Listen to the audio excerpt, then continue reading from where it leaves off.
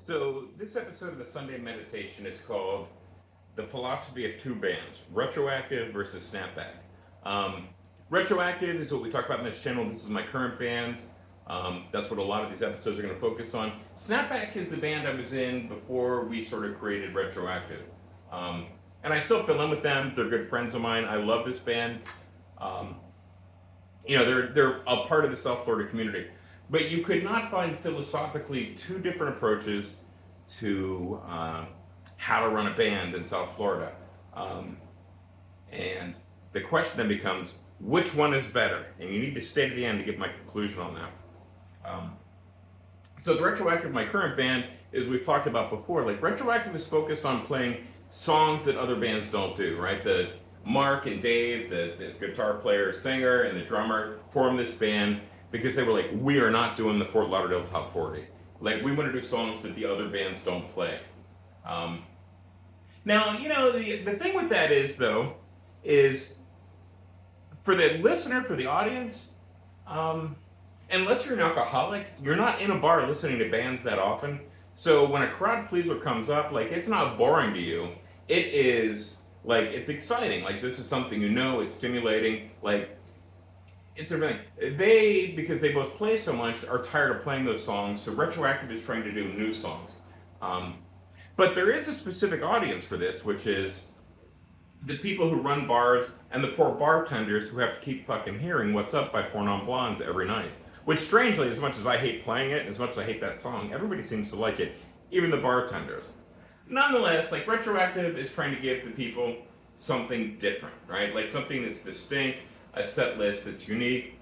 And I think with some of the stuff we're developing, we're going to create some new classics in the bar scene that go on. That's the Retroactive philosophy. Snapback couldn't be more different, right? Snapback comes from the perspective of we are just going to go for what the audience wants.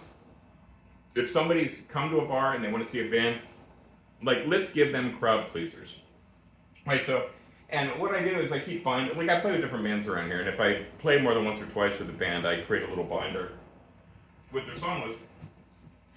So, this is the Snapback song list. Snapback.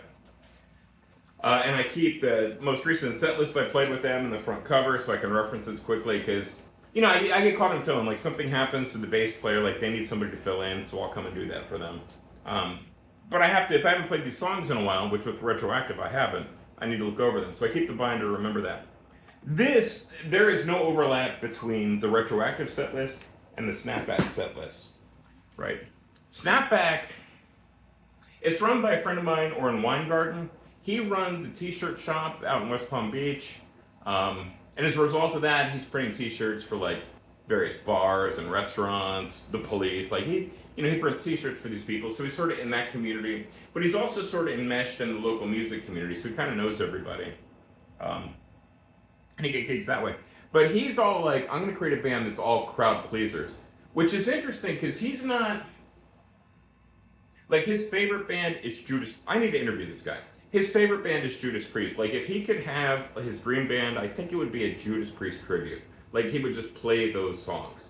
But he likes to play, so what he does is he goes for crowd pleasers, and he does it with his own sort of Judas Priest kind of way. Like, he's definitely... There's no nuance with this guy. He's fucking metal. Like, that's his thing. That's what he does. Like, you give him any song, and it's going to sound metal. But the songs that they play are interesting when they're played metal. Like, every one of these, if you watch the Gig-worthy episodes on this channel, every one of these are going to be songs that have a lift of one or two. Like, he's just like, we're going to fucking throw banger after banger after banger. So songs, again, high lift songs, like Bruno Mars's Uptown Funk, always a crowd pleaser. Flowers by Miley Cyrus, like, the women are up for that one. Amy Winehouse, Valerie, again, boop, boop, boop, boop. People love that song. I Will Survive, Gloria Gaynor. The B-52's Love Shack. Like, these are all the songs. And of course, like, I think this is going to be the villain song of this channel. And of course, What's Up by Four Non Blondes. They got to play that one. So he's just like, let's throw banger after banger after banger. And they play a lot. They play probably 5 times, 6 times a month easily. So every time they do that, they sort of tweak the set list. They're constantly trying to find songs that just hit.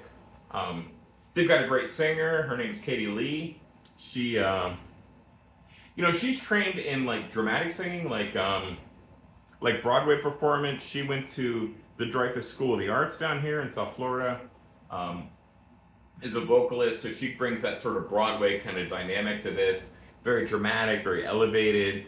Um, it's a really interesting dynamic. Like her vocal style and his guitar style and a band. It's fun to play. I love playing with these guys. Um, I just don't like playing as much as they play, and they play a little far away from where I live. So, I migrated away from that band. But if I only have to do it occasionally, I love playing with them. So that's the Snapback philosophy. And I need to interview, especially Oren. I think Oren would be a great interview on this channel. Katie too. Like they're just lovely people.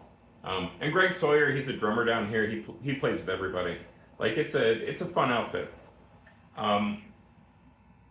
So we played with them last night, which is why I'm thinking about this for this meditation. We played at a place called Brick Alley Tavern, which is in, I think it's called Green Acres, Florida. It's right off Lake Worth Road between the Turnpike and I-95. There's a fellow there by the name of Peter Ethier who is trying to create a little music hub up there. So he started a bar about a year ago, a little less than a year ago. He started this bar, and his hook is to try to bring bands in and try to create a local music scene. And these are the people who, I need to interview him too.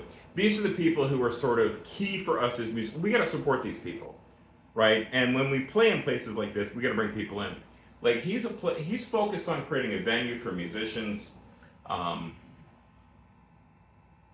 Because he cares about music. He's interested in music. It's sort of what he wants to do.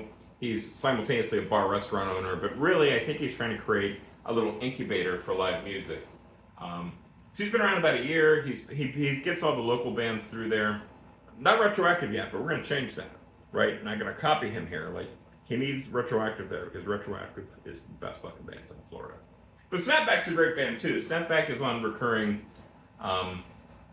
events with them, which is why I was there last night. So, we need to support these kind of places. They're sort of key to us as musicians. It's fun to play there. He just put in a new stage there and some lighting, so it's a lot of fun. I think I'll end this video with a little clip of last night's performance if I can grab one from somebody. So that's the Sunday meditation. So to come full circle on this, what is the better philosophy? Is it retroactive with its we're going to be different from everybody else, or is it Snapback that's all crowd pleasers? And I'm going to give the saddest answer possible. I'm a bass player, right? My job is to get people their asses up and shaking, and ideally to get my own ass up and shaking too. I get exercise from grooving around with that. I don't have a preference really with the songs. I really like these Lift 2 songs. Even though everybody plays them, I like them, right? I love Uptown Funk, Bruno Mars, that's fun. You get a good band on that one, man, and you can fucking just wail on it. On bass, there's a lot you can lay into a song like that.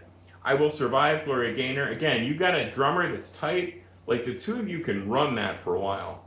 I play that song with a bunch of bands, and it's always fun. So my conclusion is neither approach is right. They're both different.